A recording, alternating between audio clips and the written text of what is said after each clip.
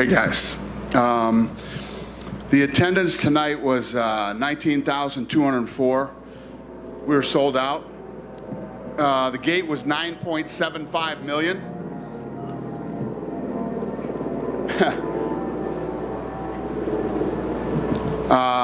The performance of the night went to Gomes and Duplessis, and then the fight of the night was Moreno and Pantoja.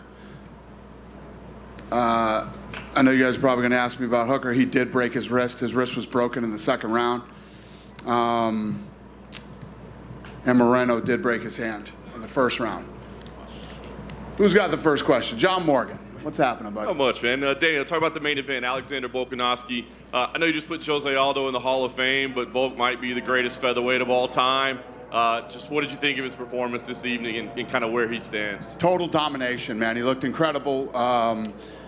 You know, and I can't remember if it was a big straight right hand or left hand. He took, looked like it shook him a little bit, but he didn't even stop. He kept going, and yeah, I mean, he put on an unbelievable performance tonight. And Yair's so talented, and you know, Volk even at the end there started to strike with him, stayed on the outside of you know.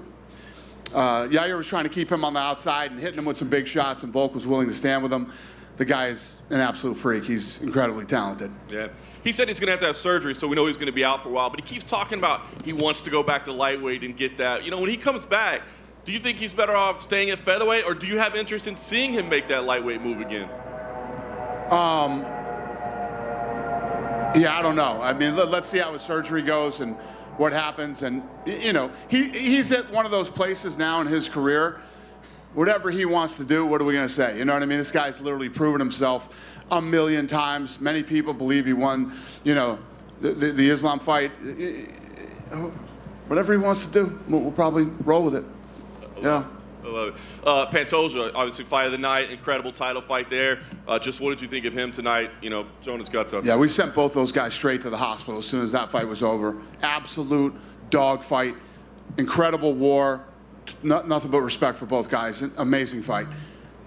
It's a unique position, right? Because a fight that great, a champion losing the belt, close fight, great fight, you might want to do a rematch, but they fought 3 times already. Right. So does that kind of eliminate the opportunity, or was that good enough that maybe they could go for it? It's like the Figueiredo fight. I mean, it's so good. I don't know. I honestly don't know the answer to that question right now, but I don't think there's anybody on earth that wouldn't want to see that fight again. It was so good and so close. Yeah. I have to ask you about Israel Adesanya coming into the cage tonight. Dricus du Plessis, the big win. I guess the decision to bring him in, not something you do all the time. Well, there was a big debate over it. I didn't want to do it. First of all, what I don't like to do is when you have somebody like du Plessis who just, big win for him, you know what I mean? He just beat the second best guy in the world in that division. And then, you know, somebody's going to get in their face and get aggressive with him again after they just got done getting out of a war. But Adesanya and I had a debate over it, and he promised me that nothing crazy would happen, so we did it. You know, I know you say, hey, this is the fight business. People say nasty things, right? But the tension between those two and kind of the racial undertones and all those things, how do you... What were the racial undertones? Dricus says he's the real African fighter, and so, you know, Israel dropped some N-words in there tonight. So what was the racial? Who did? Who dropped the racial? Israel was saying over and over, yeah. He's black. 50 N-bombs in there. Okay, he's black. Who gives a shit? I was going to say, so you don't have any concern about the way the build-up, the tension between those two? I could care less. This is the fight business. Israel Adesanya can say whatever he wants to say. Who gives a shit? Why, are people bitching about that? Some people, of course they are. Oh, fucking A. All right, got it. Yeah. Too fucking bad. All right. Yeah. Last thing for me, then, I just want to say that's a fight that everybody wants to see. Is 9 weeks in Sydney a possibility? We haven't seen Dricus yet, so we don't know what kind of condition he's in. Is that a possibility, or is that too soon? I don't know. We got to see. I mean, when you come out of a night like tonight, these fights were all tough wars. They were, you know, we'll see how these guys feel.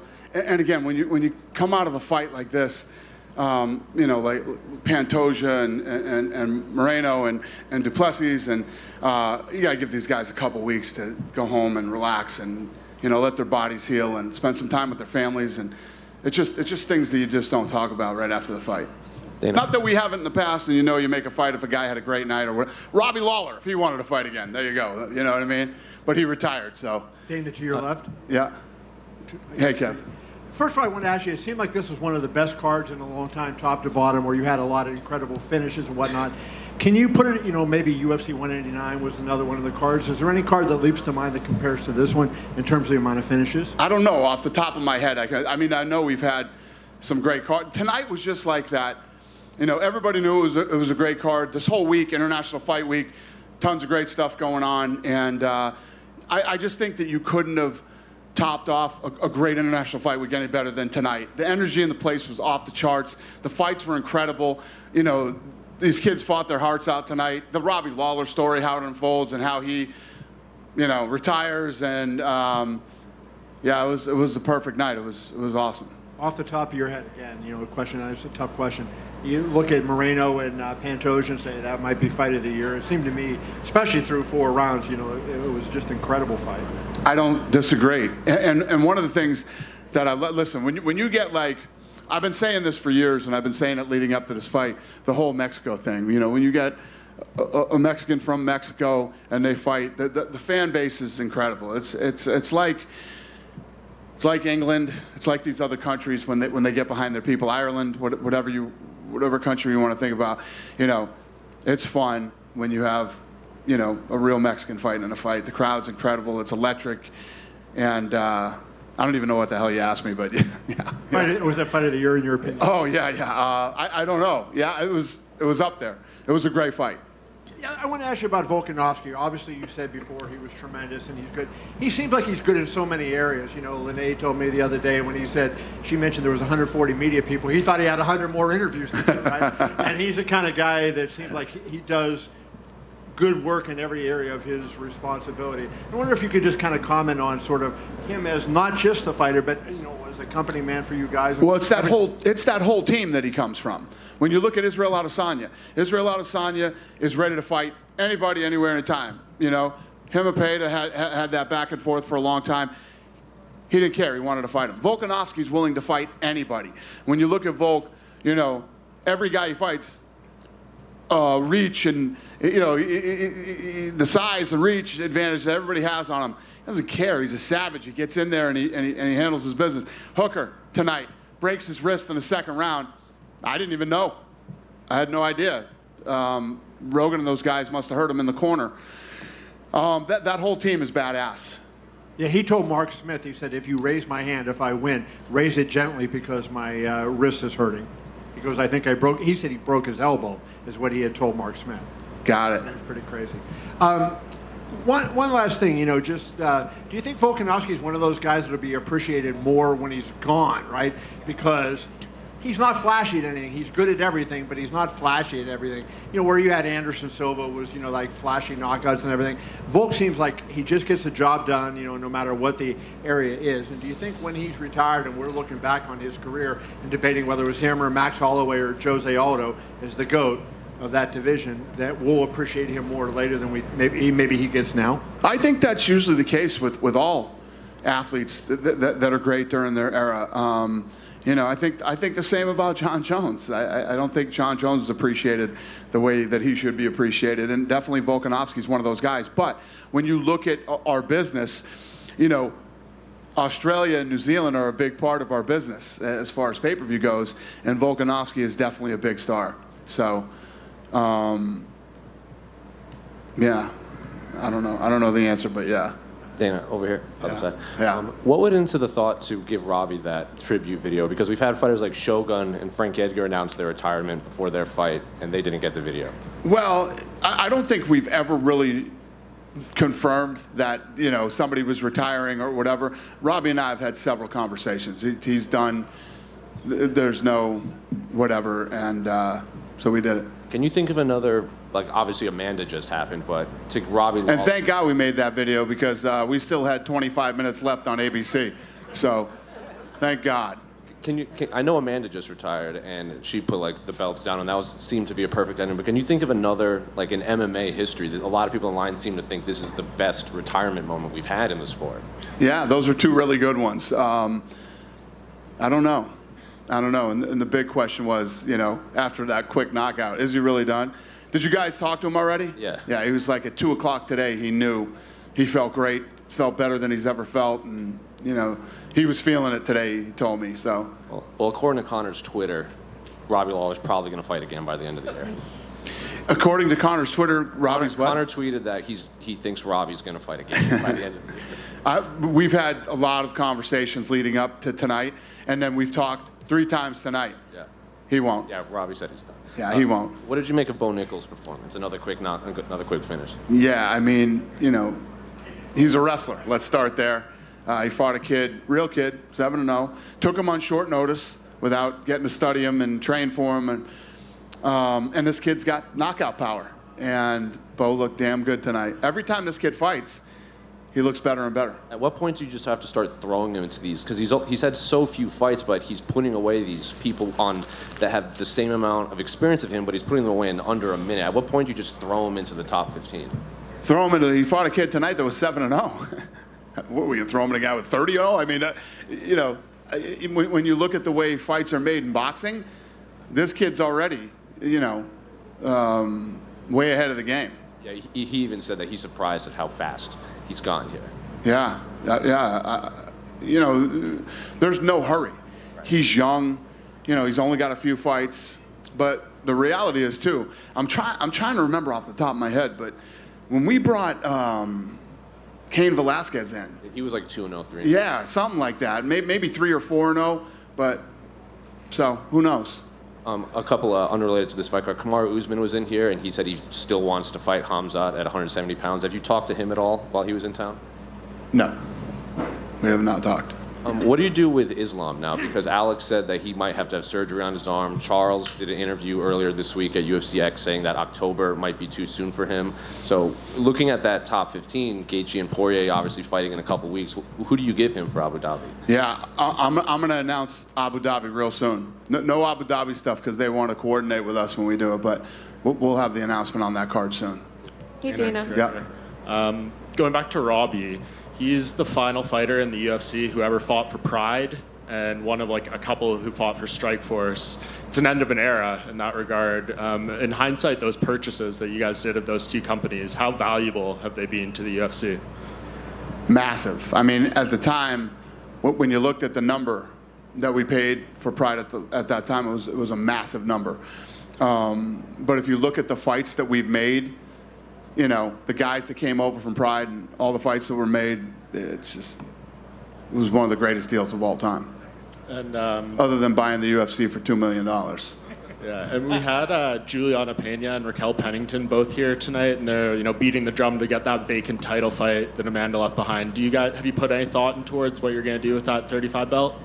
We're working on some stuff right now. Yeah. And speaking of belts, I spoke to Jorge Masvidal yesterday, and he wanted me to pitch you the idea of he wants to wrap the BMF title around the winner of Poirier and Gaethje. That's would pretty you cool. like? Would you Sure. like to do that? We can do that. Yeah, Done. not The Rock this time. Done. Congrats. All right, They did it. Hey, Dana, over here. Yeah. So Alexander Pantoja winning the title, awesome performance. He gets it.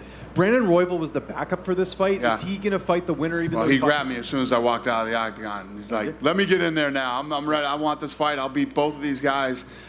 So he's fired up and wants that fight.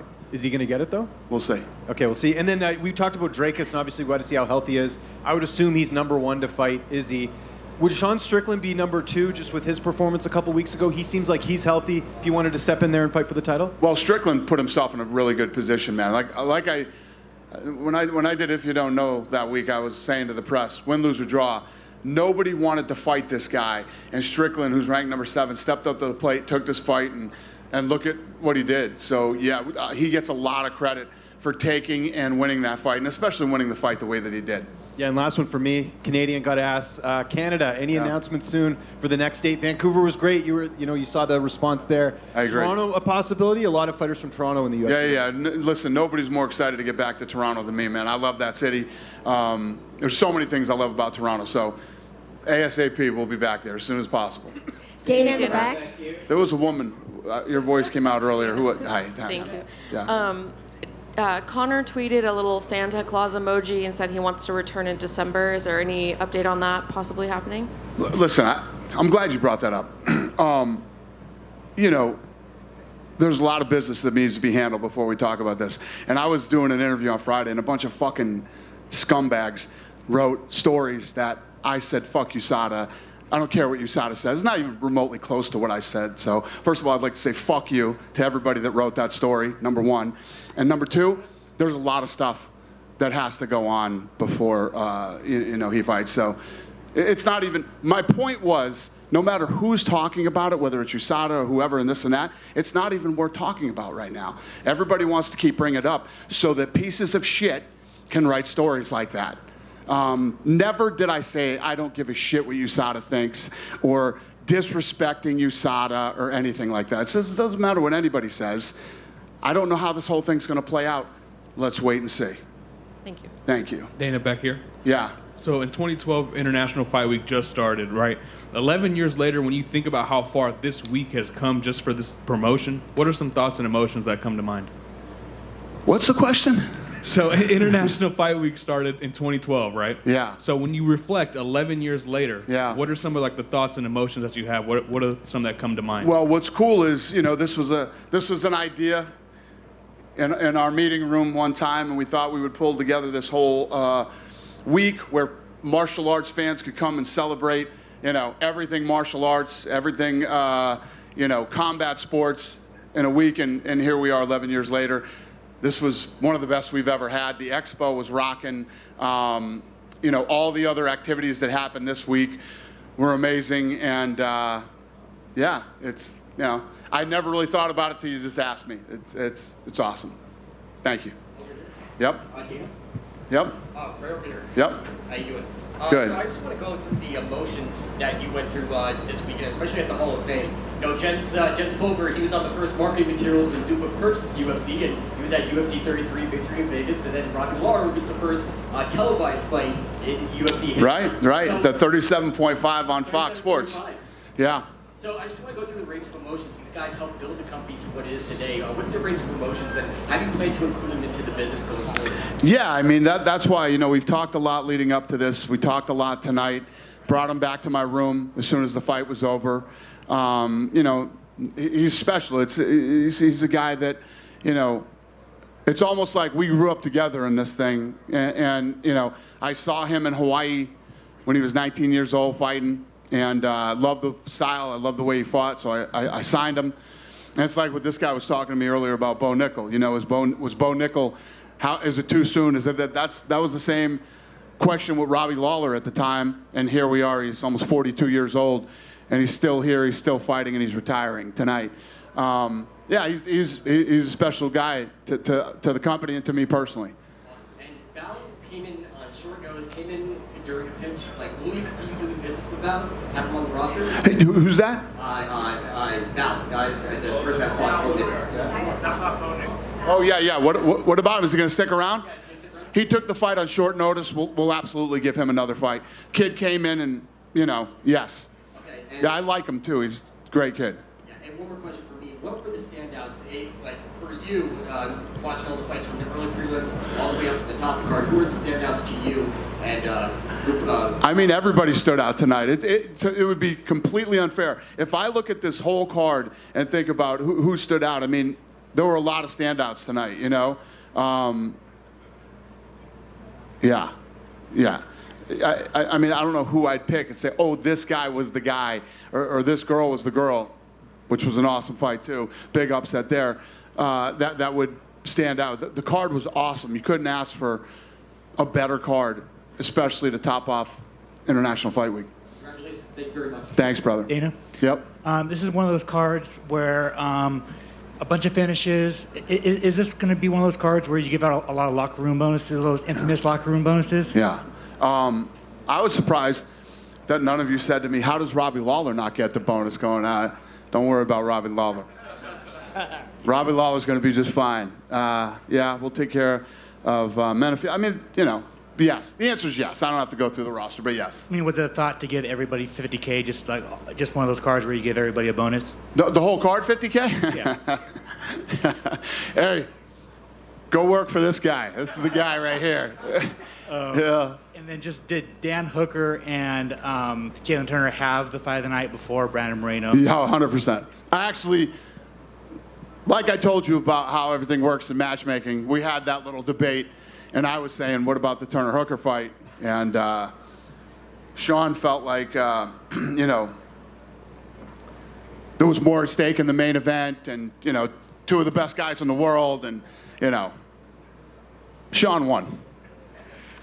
Jack Della Maddaleno is in Vegas. He obviously didn't fight tonight. He wants to fight next week in Vegas. Is that a possibility? I love it. Well, first of all, you know how I feel about that kind of stuff. Yeah, I love it. We'll see. Yeah, I love it. And then finally for me, there was a video of John Jones in Vegas. He was at Jorge Masvidal's thing. He was taking shots. Like, does that kind of get you worried?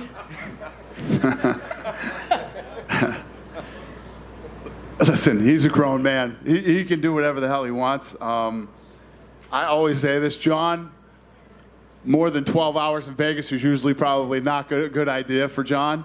Yeah, I don't know. Listen, John has done very well for himself. He's been through a lot of shit. He's made it through. I don't know whose idea it was to keep John here for days, but Hunter, was that your idea? Well, here we are. I'll plead the fifth on that, sir. Hey, In the Dana. back. Thank you. In the back. Yep, yes, ma'am. Way back here. Josiah Harrell was supposed to be on this card tonight. We see a lot of what happens on television and during press conferences, but behind the scenes, there's a lot of health and safety protocols. How important is that for this organization, and how do you feel that you go above and beyond what other organizations are doing in terms of making sure those health and safety protocols are in place? It's everything to us. It's the most important thing in this company, and we. You know, there's been so many kids that we've caught stuff with, you know, leading up to fights or when they first get here and start doing their medicals, the Ultimate Fighter screening that we do on them, the Contender Series screening that we do on those kids. We spend the money to make sure that all these athletes are safe and healthy. Yeah, it's everything. It's the most important thing in this business. We have a great track record, and hopefully that continues. Just a quick follow-up. Is there a ballpark amount that you've spent annually on those protocols? You know, off the top of your head? How much do we spend on health and safety? Minimum of $10 million a year. Thank you. Yep. Dana, Yes, sir. How are you? Hi, I'm from Chihuahua, Mexico. I'm a local newspaper, and I have two questions for you. Yes, sir. The first question is, do you look the Pantera Rodriguez the same style, or do you see another style right tonight? And this is the first question. And the other question, can you say something for, okay, many people to Chihuahua come here driving, many people to see our champion or see Jair Rodriguez. Can you tell something for these people and this official? Because, you know, right now I'm a little sick about the loss. We're going to need a translator for you, sir. Does anybody there speak Spanish? Say that in Spanish. Ask me that question in Spanish. Okay. La primera, si usted vio el mismo estilo de Jair Rodriguez, como siempre lo ha hecho, o si vio algo diferente en él. He asked if you saw the same style of Jair Rodriguez tonight, or do you see any changes in the style when you saw the fight tonight against Volkanovski? Yair? Yeah. Well, listen, Yair does what Yair does. He tried to stay on the outside. He tried to pick him apart. Volkanovski walked through it, took him to the ground, roughed him up the first few rounds. After he beat him up, then he said, okay, let's stand up, and he ended up finishing him. I think that Volkanovski not only came up with an incredible game plan, implemented it perfectly. Okay, la segunda es que mucha gente de Chihuahua vino aquí manejando para ver a Jair Rodríguez. Si usted puede decir algo a ellos, ya que ahorita están un poco tristes porque Jair perdió. Is there any words of encouragement for the people of Chihuahua that drove all the way from Chihuahua, Pantera's home state, to Nevada? It's a very long drive, it's about 15 hours. Do you have any words of encouragement for his family and friends that drive all the way here, and then they saw this loss? Yeah, I understand. Listen, I know how passionate Mexican fans are for their, for their athletes. They're one of the biggest supporters in the world of their own people. It's one of the many cool things that I love about Mexico and the Mexican people. Since as far back as I can remember, Mexicans support other Mexicans. It's incredible. They love their country. They support their people. It's fucking awesome, to be honest with you. I love it. And I've been so excited for many years to have a night like tonight where real Mexicans come in and fight and real Mexicans drive up from Mexico to come watch. I'm sorry it didn't turn out the way that you wanted, but we're opening this PI pretty soon, and I think this is just the beginning of many long road trips from Mexico. Dana? One question right back here. Yep. Want to go back to the expo. Obviously, the NBA has things like the All-Star Game. NFL has a whole week of events for the Super Bowl. Can you put into words what it's like to know that fans not just have a fight night to come to, but a whole event where they can celebrate their love of mixed martial arts and the UFC brand in general? Yeah, that was the reason we did it. That's what the whole thing was built around. And again, we have the whole creative department that works on this thing. As soon as this is over, they'll start working on next year. So this is something that's planned out, months to a year in advance, and I think it gets better every year. Today was this week was one of the best that we've ever done. Ilia Topuria was cage side. I know we're coming off a situation where we just had an interim title for the featherweight strap, but if Volkanovski's having surgery and he wants to come back and challenge for the 155-pound strap, would you consider doing another interim featherweight title? I don't know. I don't think that Volkanovski's going to be out that long, to be honest with you. I don't think this is a major surgery. It's a scope or something like that. I personally don't know enough about it, but I think it's a scope. I don't think it's anything that serious. Bo Nickal's only been doing MMA for a little bit over a year. Do you think he's ready to challenge for a top 15 opponent, or maybe he needs a little bit more time, maybe one more week? There's no need to throw him at a top 15 yet. He's a young guy. He's just getting started. He's just starting to feel himself out. Believe me, when he's ready, we don't even have to have this conversation. We'll all know when he's ready. But there's no rush to get Bo Nickal into the top 15. Last question, without giving it away. Is it more than likely that Leon Edwards is going to be either fighting at Madison Square Garden or Abu Dhabi defending his title, the welterweight division? Yes. Thank you. Yes. Dana, you had Trump there at the cage side with you. What was that experience like, having him right there? Listen, we all know he's one of my very, very good friends. I love being around him. I had dinner with him last night till midnight. He's fucking awesome. He's hilarious, and I love hanging out with him. And he's such a huge fight fan. So he knows everybody. He knows everything. It's just, I love the guy. Did he say what his favorite matchup was? No, he liked the whole card. You want to know how crazy this guy is? He's driving here. He got here at I want to say he got here at 5:40. He watched the earlier fights on his phone. You know what I mean? It's like he loves the fights. And what's really cool about being a fan of this, the way that he is the fighters all love him too. So he had a blast tonight. What was his reaction when Driscus Duplessis came up to him? Yeah, no, he was blown away. He was basically talking about, he's like, God damn, this guy's huge. He's big. He's a big, strong guy. And he is. I mean, most of you have met him one-on-one. You ever grab him, touch his arm or whatever, the guy's like this table. He's a beast, man. So, yeah, no. What was the question? Oh, yeah, you answered it. Yeah, he was happy to meet him, yeah. Stipe, what was that like getting that fight done? Was that hard to... No. Stipe's been ready to go. Yeah, Stipe was ready to go. Talked to him tonight. He's happy. He's in a good spot. He's ready. Madison Square Garden. He's excited. Thanks, brother. Dane, over here. Yep. There were a lot of Contender Series graduates tonight on one of the biggest cards of the year. How's it like seeing the success of that series unfold throughout these past couple of years? If you come into our matchmaking room, okay, so these boards are laid out because I have to see everything on the wall. That's why the room was built the way that it is. And there's there's red stickers by some of the fighters, and there's blue stickers by the other. The red came from Tough, the blue come from Contender Series. the entire wall now. I mean, when we have a fight, you're talking half the card are guys from the Contender Series.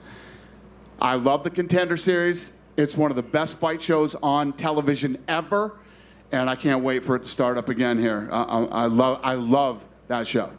Are you looking to take it internationally? Well, it is internationally. Well, like maybe do some Contender Series outside of the U.S.? Nah, I like driving right across the street. Fair enough. Right, Dana? Yeah. Ilia Topuria, we didn't see you at UFC Jacksonville. What did you think was his last performance, and how close is he to a title at featherweight? Yeah, I mean, obviously, you know, every Tuesday we talk a lot about him now. And I had never considered or thought about going to Spain. Now I have the team working on Spain. How close are we to a Spain card? We're close. It's coming. Yeah, Dana, just here. You Hi. talk about Leon and Colby. Leon, of course, is in town. Have you managed to speak to him at all? And would that fight make most sense in MSG? Somebody just asked me that. It's MSG or Abu Dhabi. One of those. One of the two. Have you managed to catch up at all with Leon? We are very dialed in with Leon. Yes. Okay, thank you. Thank you. Yes, sir. Dana, right in the middle. Talking about Tough, with the Chandler getting the first 6 wins right now, do you think, would you have rather have changed up the style of Tough at all during the season? And why is that? No, I'm just talking about like with the contenders, like guys have already been in the UFC, and then do you think you would rather, looking back at it, have like one side beat all of the older guys and then one side beat, or split them up instead? With the what? They're 6-0 right now.